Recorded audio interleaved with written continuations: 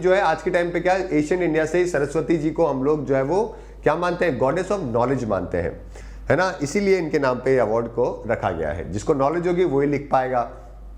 अरे भाई क्या होता है, सरस्वती जी के 4 हाथ होते हैं ना, क्या होते हैं, एक के अंदर वीणा होता है यानी कि म्यूजिक लिटरेचर, मतलब म्यूजिक आर्ट। एक के अंदर बुक है जिसको हम लोग नॉलेज लर्निंग से रिप्रेजेंट करते हैं। एक हाथ में माला होती है जिसको हम लोग मेडिटेशन से रिलेट करते हैं, और एक हाथ में वाटर पॉट होता है यानी कि प्योरिटी से हम लोग रिलेट करते हैं। तो सरस्वती जी के एशियन इंडिया में जो है ना, सबसे पहले लोग सरस्वती जी को ही पूजा करते थे। वो तो धीरे धीरे क्या धीरे धीरे मटेरियलिस्टिक वर्ल्ड बढ़ता चला गया, लोगों को पैसों की, पावर की, सत्ता की, ब्यूटी की, इन सब की ज़्यादा इंपॉर्टेंस लगने लगी, तो लोगों ने लक्ष्मी जी को जो है वो पूजना चालू कर दिया।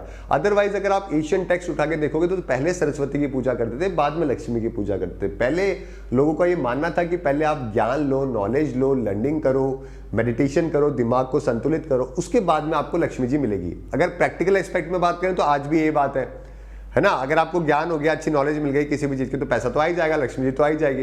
लेकिन अभी क्या है, दुनिया डायरेक्ट रूट अपनाती है उन्होंने सरस्वती जी को साइड करके सीधे लक्ष्मी जी को पूजा पाठ करना चालू कर दिया है। उनको लगता है कि डायरेक्टली लक्ष्मी जी की पूजा करेंगे तो पैसे आ जाएंगे, वेल्थ आ जाएगी।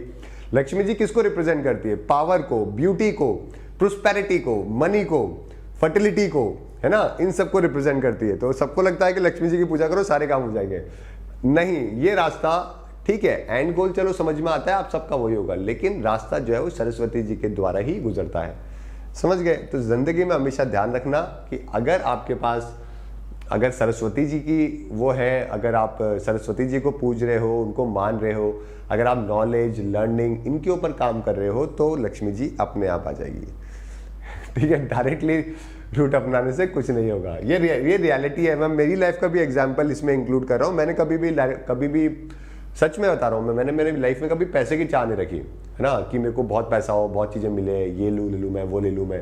कभी मैंने इस चीज़ की चाह नहीं करी। मेरा हमेशा प्रोस्पेक्टिव यही था कि यार कुछ अच्छा करे लाइफ में, लर्निंग होती रहे, सीखते रहे, सिखाते रहे, है ना। तो फोकस हमेशा उस चीज़ के ऊपर किया, यानी कि सरस्वती जी के ऊपर किया। उसी का एक बाय प्रोडक्ट है जो कि लक्ष्मी जी वाली चीज़ें जो कि आ जाती है, तो वो अपने आप आ जाती है फिर, है ना। ठीक है, एक बच्चा बोल रहा है पॉलिटिशियन को टाइम दो, पैसा ही पैसा होगा। बिमन दास, बिमन कुछ नहीं मिलेगा बेटा, आपको लगता है ऐसा, पॉलिटिशियन को टाइम दो, 1 रुपया भी नहीं मिलेगा, 2 वक्त की चाय और 2 बिस्किट मिलेंगे, पूरे दिन भर काम करोगे पॉलिटिशियन के वहां पे। समझ गए? वो बहुत ही कम लोग हैं जिनके बारे में आप बात कर रहे हो जो पॉलिटिक्स में इतने सालों से हैं, और वो जो लोग हैं उनका दिमाग कितना तेज चलता है आपको आइडिया भी नहीं है। भले वो आपको दिखते कैसे होंगे, लेकिन उनका आप सोचिए ना, अगर वो इलेक्शन जीत के पहुंच रहा है तो उसका दिमाग तो किस लेवल का होगा। तो इतना ऐसा नहीं है, उसके पास भी नॉलेज है कोई तगड़ी तभी वो वहां पर है और आप और कहीं हो। चलिए ठीक है, ऑल राइट, आगे बात करते हैं। और इसी वजह से लक्ष्मी जी का जो पुत्र यानी कि जो बेटा माना जाता है वो कामदेव को माना जाता है ना। सरस्वती जी की अगर आप एशियन मूर्ति देखोगे ना, कभी भी आप पुरानी जो पहले के टाइम पे जो इनकी जो मूर्ति बनाया करते थे, हमेशा रॉक के ऊपर सरस्वती जी होती थी। उसका क्या सारांश था, उसका मतलब उसका मीनिंग क्या था?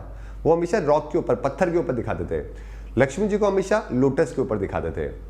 तो सरस्वती जी पत्थर पे इसलिए थी क्योंकि ज्ञान, नॉलेज, विजडम अगर आपने ले ली तो कभी जिंदगी भर आपके पास से नहीं जाएगी।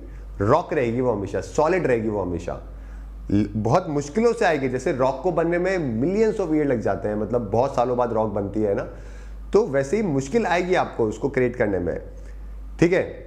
लेकिन एक बार अगर वो कंक्रीट हो गई तो जिंदगी भर आपके साथ रहेगी। उसी प्रकार से लक्ष्मी जी को पहले के लोगों ने जो दिखाया वो हमेशा लोटस के ऊपर दिखाया। लोटस मतलब फ्लावर, कभी बुझेगा, कभी वापस बंद होगा, कभी बुझेगा, कभी यानी कि पैसा आएगा जाएगा, आएगा जाएगा। ये रिप्रेजेंटेशन करने के तरीके थे पहले के लोगों के, जो है वो आप लोगों को सिखाने के तरीके थे। वो उनका हर चीज का कोई रिप्रेजेंटेशन